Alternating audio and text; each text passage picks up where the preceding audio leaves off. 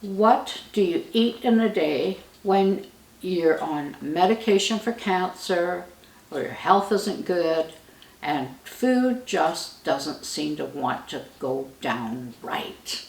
Hi, I'm Denise. This is Travels in My Chair, and today we're going to talk about food, what I can eat, maybe what you can eat.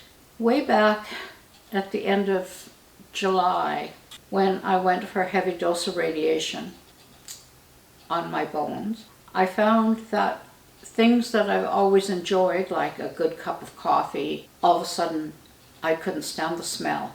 And I was having trouble eating anything that had any spice in it. Even the smell of oatmeal started smelling awful and I couldn't eat it. My husband Alan does all the cooking, and every day he'd say, "What do you want to have for dinner?" And I'd go, "I don't know, because I'm not sure I can eat it." Because the reality of it is that I'm on a chemotherapy oral pill called Ibrance.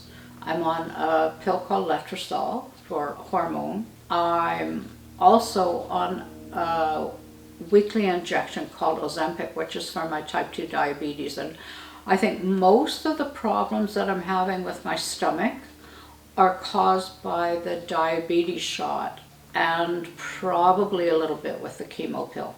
Some days I'm fine and I can eat, and other days it's really hard to get anything down at all.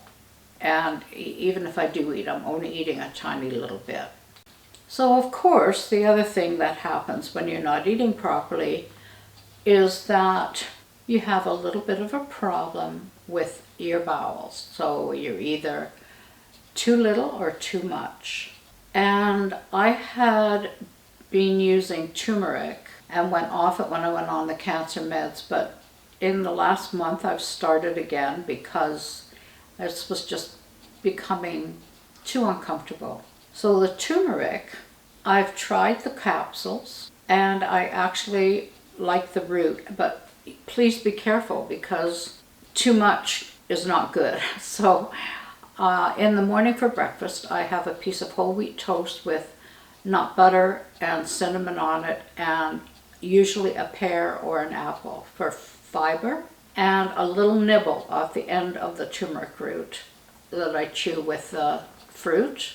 And as soon as I started doing that, by the second day I was back to a regular daily bowel movement.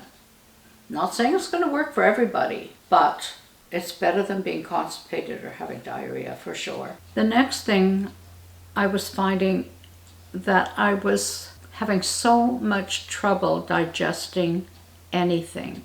And we ended up coming up with a solution that worked for us. And that was going down to the Chinese food restaurant, buying a big tub of wonton soup, bringing it home, adding some more low sodium broth to that soup, and some vegetables like julienne carrots, some snow peas, bit of broccoli, whatever. And at one point after the radiation, I think for a week I lived on that soup, and it worked because it was so mild. We just added a little bit of soy sauce to it. So once my stomach started feeling a little bit like it could handle food, we started experimenting. This is the vegetables that we're using in our wonton soup. The celery, spring onions, baby bok choy that Alan purchased at our local little Chinese food store, broccoli, and I think that's about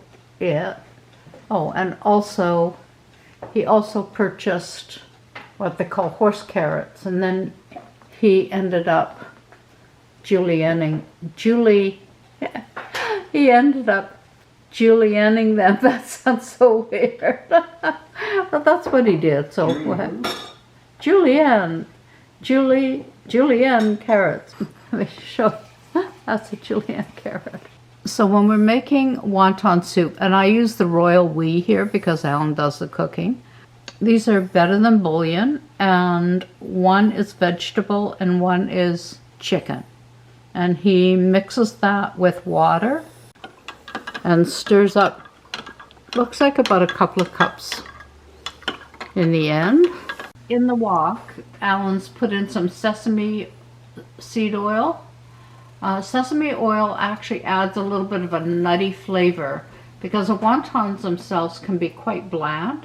So our local market on the Sunshine Coast makes their own wontons. They have shrimp, and then they have shrimp and ground pork. Now they may also have straight ground pork, but they did not have any in that day. So they're smaller than what you usually buy at the Chinese food restaurant, and I find them easier to eat. The carrots have been put into the heated water.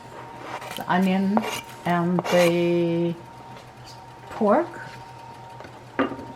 are going into the boiled water. Remember, the carrots are already in there. Okay, the water and a little bit of sesame oil already boiling, and now the wontons are going in, and they will cook for 10 minutes. So after 10 minutes, Alan's spooning the wontons out of the wok and adding them to the broth and the vegetables. So in this broth, the wonton soup, Alan has added snow peas, and he's also added some chopped up cauliflower, and I believe there is some sliced up barbecued pork in here too. There's julienne carrots, broccoli, bok choy, spring onions, and really you could add or delete any of those. Sometimes when you're having trouble eating, you can't handle any spicy food, there's so much that just doesn't go down well, especially if you're on a lot of medication for cancer. You just need something that's kind of mild, but you still want to get all your vegetables. So tonight Alan is making a stir fry. This is baby bok choy. Looks really good. And of course he adds red pepper, broccoli, and what else is in here? And yellow pepper. Yellow pepper. Then he'll put in a can of baby corn, a can of water chestnuts, and a can of bamboo shoots. Chicken, whether it be thigh, boneless thigh, or breast, whatever you want. Then he puts in a stir-fry saute to give it a little bit of flavor. We also add in Japanese udon noodles rather than rice. Very tasty. Okay.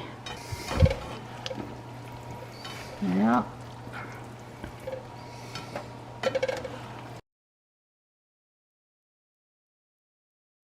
Years ago, when, oh gosh, it would have been in the 60s probably, fast food and processed food were just coming into the world. You know, Kraft singles, macaroni and cheese. Up until that point, never even heard of it. I remember my mom buying her first Jell-O instant pudding mix and her first beef stroganoff or hamburger helper. Remember? If you're old enough, you remember all that way back then. That was a real exciting time for working moms. My mother used to get up, go to work at 7:30 in the morning. By the time she got home on the bus, it was after 5:30. Anything that could make life easier was welcome. Oh, my dad one day came upon an idea of taking onion and garlic, frying it up with some hamburger, like lean ground beef. He cooked rice separately, and in that time, guess you know what, it was minute rice, right? Because, hey, it was quick. So he did that. I think he threw in some frozen peas, a can of Heinz beans. You could throw in some canned tomatoes if you want, or just a big squirt of ketchup, whatever you like. And cook it all up, and then add the rice, cook it all up for a little bit. Salt and pepper, delicious. I know, who would know? Took a half an hour to cook. And so once in a while, when the kids were young and life was hectic, we'd throw that together. And everybody always ate it and loved it. Oh, haven't had it for like 20 years, right? We're a little bit more creative now as we're older. But one day I said to Ellen, you know, why don't we try that again? And you know what, guys? It was delicious. So I think we use like an Uncle Ben's rice, Heinz canned beans, onion, garlic, hamburger. You could, if you wanted, add some frozen peas or frozen corn, whatever. And then it's ready real quick. And I throw some ketchup on it because I'm sorry, I'm a ketchup junkie. I know, I even have it on scrambled eggs. But anyway, I regress. It went down really well. And at this stage in my life, it has to go down really well because I'm not eating as much as I used to. And when Alan goes into all that trouble to cook, I want to be able to eat it. I mean, honestly, guys, I can't even eat pork chops anymore. Steak, I can have a little tiny bit of steak. Vegetables, even some cooked vegetables, like green beans and stuff like that, just don't taste right to me anymore. But here's the weird thing. One night, he didn't feel like cooking, and we didn't have anything kind of ready to just heat up. So we ordered Thai food. And it's spicy, you know, not like super hot, but it's got a little bit of bite to it. And I gobbled it all down and no problem. I don't know why, but oh boy, do I love Thai food. So it seems like most of our food is becoming Asian inspired. I said, yeah, I think you might be right.